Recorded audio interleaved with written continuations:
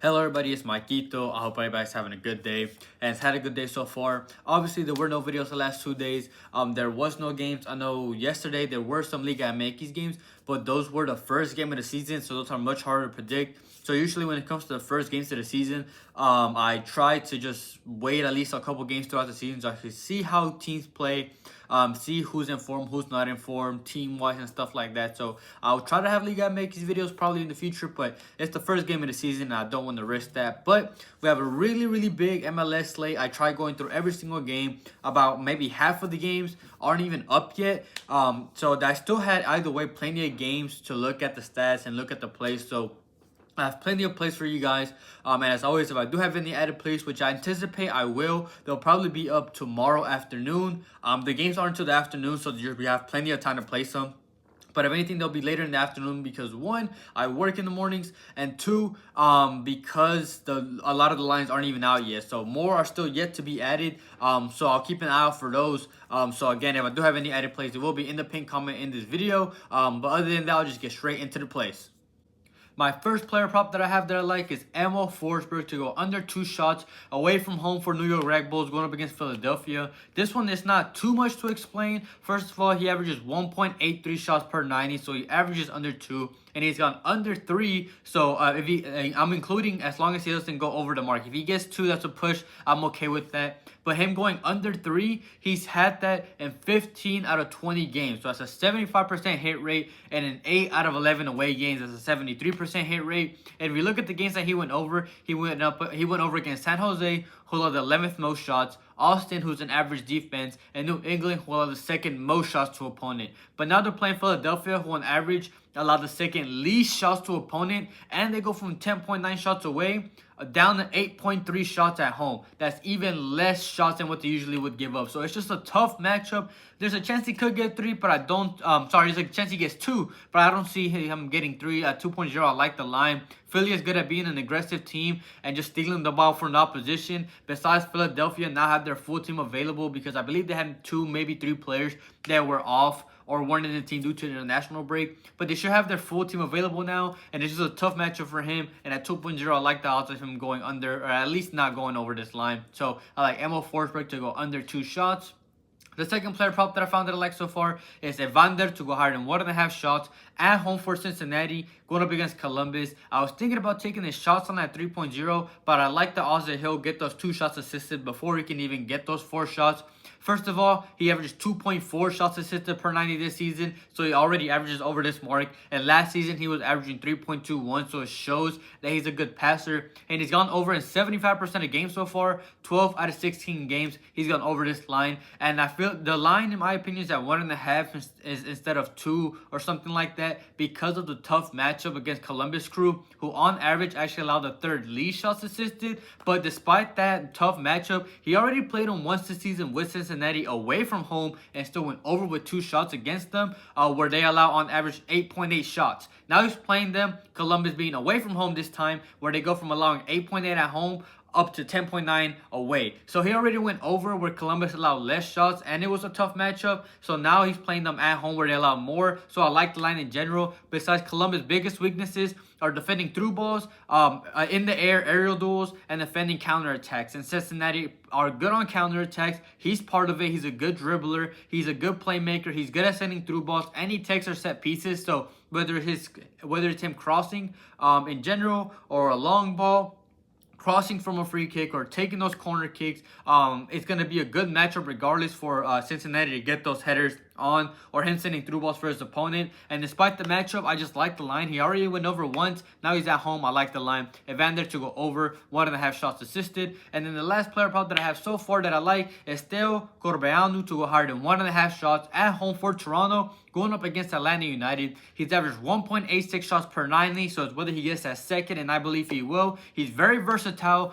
He's taking 14 with his right and 11 with his left, and he will take long shots. He's taking 20 from inside the box and 6 from outside the box. And while he has only gone over, as you can see on the screen, in 3 out of 9 games that he's played at home, which is only a 33% hit rate, you have to take into consideration the circumstances. If you just take the line for value and you see it here, you would think the under is the way to go. But I really like the over because, first of all the times he's gone over, he's played next to Insigne or Bernardeschi, which I'll go over in a second, or it was a tough matchup. And the last 3 games with Insigne and Bernardeschi gone completely out of the lineup, even them off the benches, since they've been gone in general, in the last 3 games, he's gone over in all 3 games with them gone, as you can see. And the reason why is because Insigne and Bernardeschi are 2 Italian players that are officially released. Their contracts are gone. It was pretty much like a big burden for them to go through, especially because of the amount of money they were paying them. But with them gone, that takes away their volume, which means more volume and more shots to go around for Toronto. And he's been benefiting from that. Again, he's gone over in 3 straight with them gone. And Atlanta is actually the worst team away from home.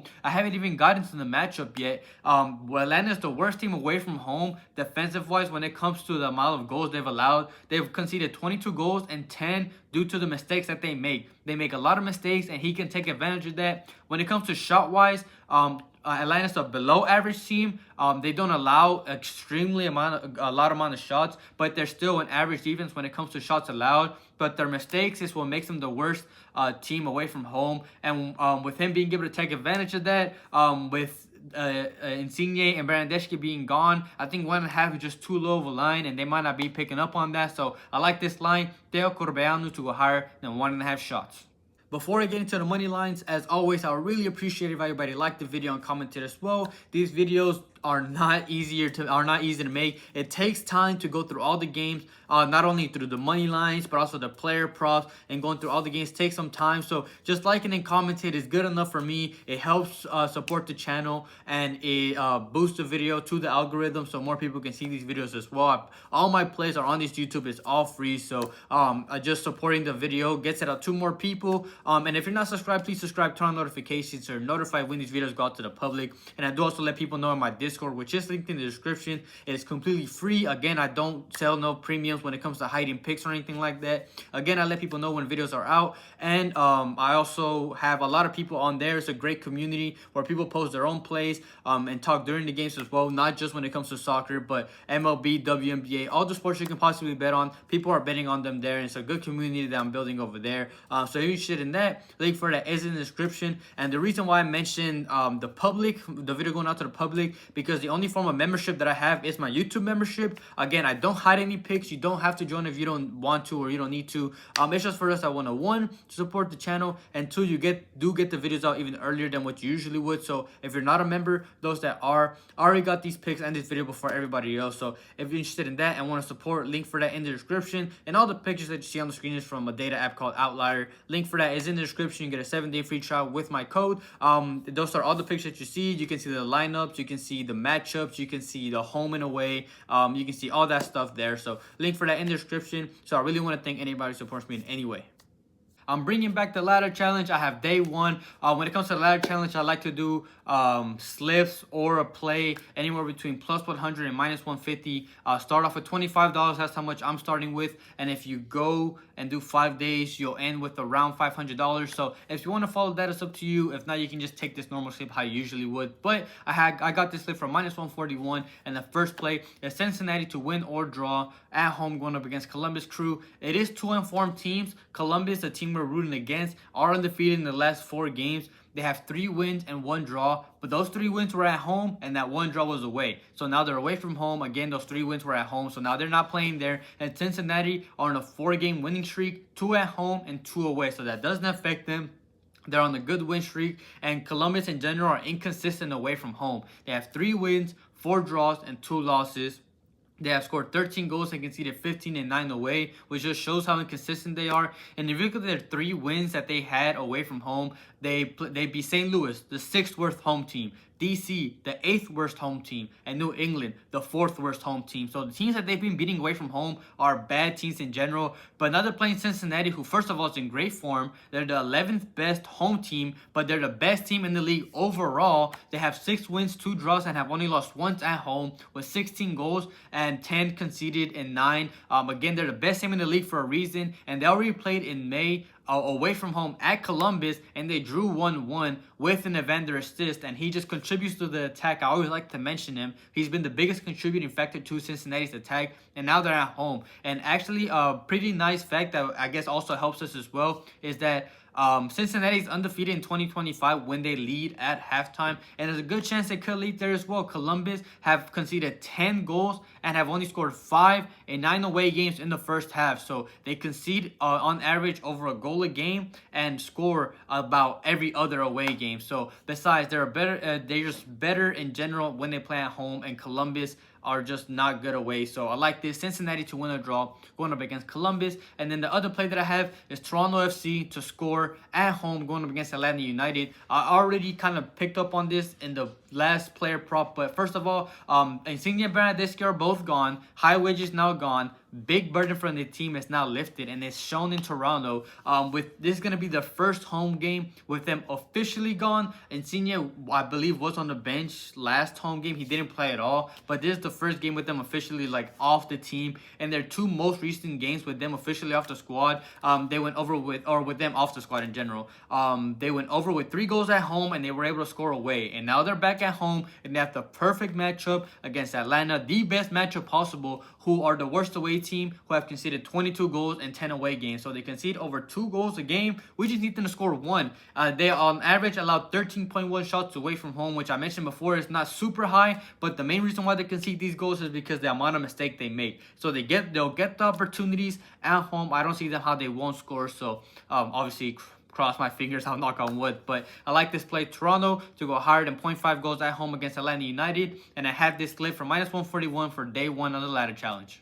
My second and last slip for the video, I got this for +107, and the first one is San Diego to win or draw going up against Chicago Fire away from home. First of all, Chicago Fire's form actually dropped when they played at home compared to away. They've only scored 10 goals and have conceded 12 and 9 at home. And San Diego are actually the best team in the West with 6 wins and 4 losses away from home. So they either win or they lose. I don't see them losing this game. They could draw, but they have scored 22 goals in 10 away games, and that's, in my opinion, the main contributing factor to why I like this San Diego team. First of all, they've scored in 7 out of 9 away games, which is good for us, and the only misses they weren't able to score was against Charlotte and Seattle. 2 good defenses, and I see them scoring, and I don't see Chicago scoring too. Besides, the last time San Diego played was a week ago on the 5th. This game is going to be on the 12th, so it's going to be a week of rest for them, while Chicago, on the other hand, are coming off 120 minutes and extra time game, being a man down after 25 minutes against Minnesota, and the game is going to be 4 days prior from the 12th on the 8th. So San Diego is much more rested. They're much more fresh.